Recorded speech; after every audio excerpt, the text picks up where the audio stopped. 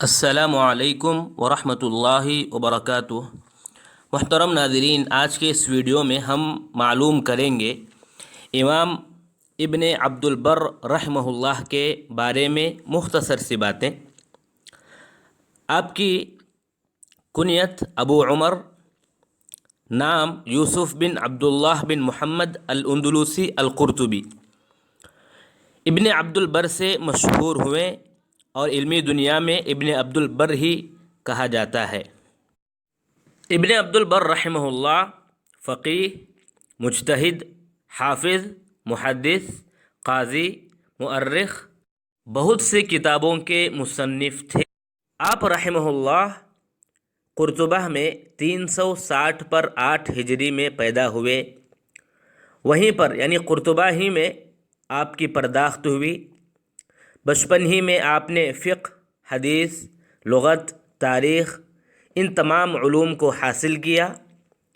بڑے ائمہ سے ملاقات کیے، اعلیٰ سند حاصل کیے تھے، لمبی عمر بھی پائے تھے، تلامذہ کی ایک جمع غفیر رکھتے تھے۔ علوم و فنون کو آپ نے جمع کیا، تصنیف کیا، روات کی توثیق اور تجریح بھی آپ نے کی ہے۔ حمیدی رحمہ اللہ فرماتے ہیں کہ ابن عبد البر رحمہ اللہ فقیہ، حافظ، مکثر تھے، قرأت کے ماہر اور اختلاف میں باہر تھے، یعنی علماء کے جو اختلاف ہیں ان میں مہارت رکھتے تھے۔ علم رجال اور علم حدیث میں بھی کافی دسترس رکھتے تھے الحمدللہ۔ ابو علی غسانی رحمہ اللہ فرماتے ہیں کہ ہمارے گاؤں میں قاسم بن محمد، احمد بن خالد کی طرح کوئی نہیں تھے، لیکن ابو عمر ابن عبد البر رحمہ اللہ بھی ان دونوں سے نہ کم تھے نہ پیچھے تھے۔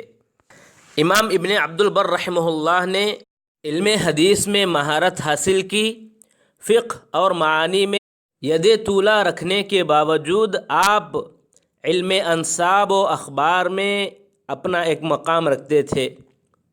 ان کی کتاب التمہید لما فی الموطأ من المعانی والاسانید جو موطأ کے متعلق ہے، آپ کی علمی شخصیت کو معلوم کرنے کے لیے ایک کتاب کافی ہے۔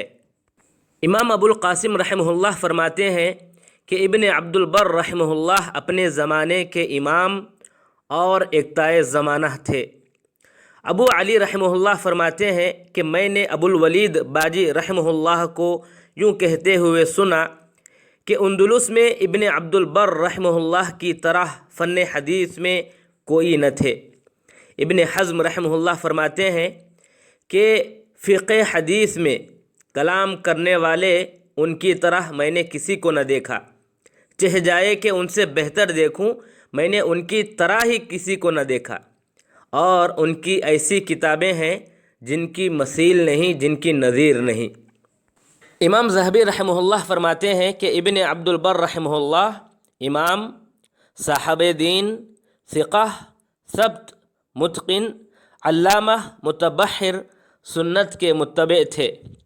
کہا جاتا ہے، یعنی امام ذہبی رحمہ اللہ فرماتے ہیں کہ کہا جاتا ہے کہ وہ ظاہری تھے، پھر مالکی بنے، چند مسائل میں فقہ شافعی کی طرف مائل تھے۔ پھر فرماتے ہیں کہ ان کی طرف ان باتوں کا انکار کرنا بھی صحیح نہیں ہے، کیونکہ وہ اپنی جگہ مجتہد اور رتبہ ائمہ مجتہدین پر فائز تھے۔ ایک دلچسپ بات یہ بھی یاد رہے کہ ابن عبد البر رحمہ اللہ اور امام ابن حزم رحمہ اللہ دونوں آپس میں دوست تھے۔ امام ابن حزم رحمہ اللہ نے انہی سے فن حدیث حاصل کیا، بلکہ امام ابن حزم رحمہ اللہ اپنی کتابوں میں مثلا الاحکام فی اصول الاحکام، المحلی، الفصل فی الملل والاہواء والنحل، ان 3 کتابوں میں جب کوئی مسئلہ ذکر کرتے رہتے ہیں تو وہاں پر ابن عبد البر رحمہ اللہ کا قول بھی کبھی کبھی ذکر کرتے ہیں، اور جب ان کا قول ذکر کرتے ہیں تو یہ جملہ استعمال کرتے ہیں، کیا جملہ؟ کتاب کذا لصاحبنا ابو عمر، کتاب کذا لصاحبنا ابو عمر، یعنی ہمارے دوست ابو عمر یعنی ابن عبد البر رحمہ اللہ کی ایک بات یوں ہے، یا وہ یوں لکھتے ہیں۔ اس طرح کا جملہ استعمال کرنے کے بعد ان کا قول ذکر کرتے ہیں۔ معلوم ہوا آپس میں ان دونوں کی گہری محبت اور دوستی تھی۔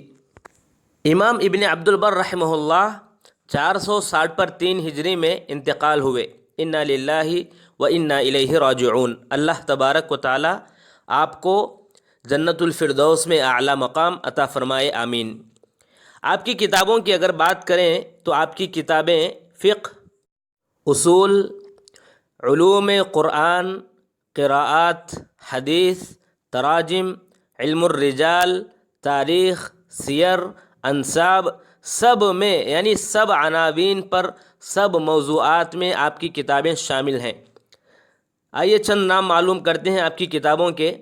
اخبار ائمۃ الامصار، الاستیعاب فی معرفۃ الاصحاب، الاستذکار، الانباہ علی قبائل الرواة، الاتقاء، الانصاف، بہجۃ المجالس، التمہید جس کا ذکر ہم نے پہلے کیا، جامع بیان العلم و فضلہ، جمہرۃ الانساب، العقل والعقلاء، القصد والامم، الکافی۔ یہ چند کتابیں ہیں، اور بھی کئی کتابیں ہیں، ہم نے مختصر چونکہ بات کی اس لیے ہم نے چند کتابوں کا نام یہاں پر لیا۔ اگر آپ چاہتے ہیں تو سیر اعلام النبلاء کی طرف رجوع کر سکتے ہیں۔